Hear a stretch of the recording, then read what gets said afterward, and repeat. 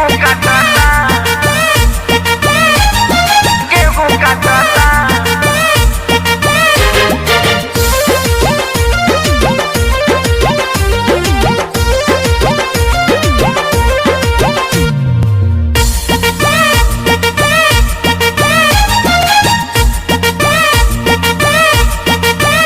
गेहूं झड़ता खेत में सड़ता,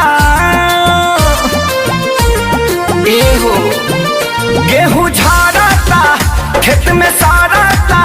रोज देखी देखी हमर कलेजा फटता।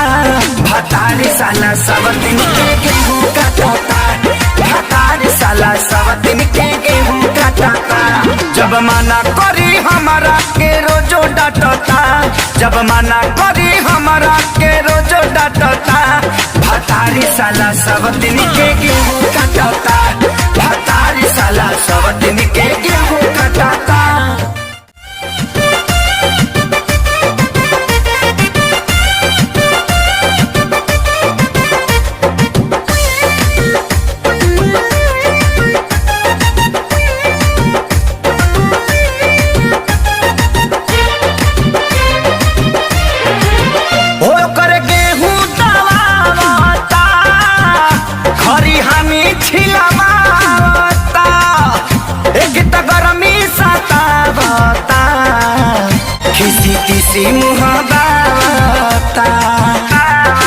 ए सखी सुनो ना, ओ कर गेहूं दबावता, हरी हानि छिलवावता। हो लेके तो गरमी सतावता, किसी किसी मुहावता।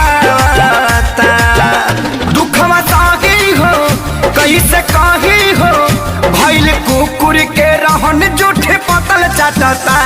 भतारी साला सब दिन के गेहूं काटता, भतारी साला सब दिन के गेहूं काटता। जब मना करी हमारा के रोजो डांटता, जब मना करी हमारा के रोजो डांटता।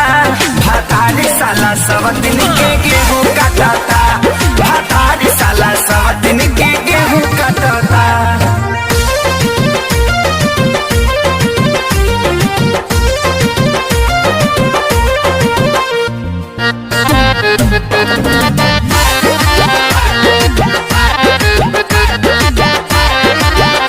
मेरा मर्द खेसारी हो, निकले मुहवा से गारी हो।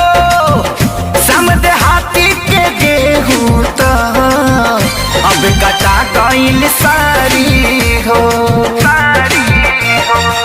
देखा ना सबकर कटा गई।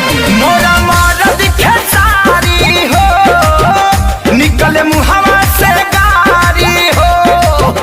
समझे हाथी के गेहूं तो कटा गइल सारी हो। सुनो कहता बिकियो रहता, लगे सटला पर बैल लेखा मुड़ी झटता। भतारी हमारे सब दिन के गेहूं काटता, भतारी हमारे सब दिन के गेहूं काटता। जब मना करी हमारे के रोजो डांटता, जब मना करी हमारे के रोजो डांटता। भतारी हमारे सब दिन के गेहूं काटता, भतारी हमारे सब दिन के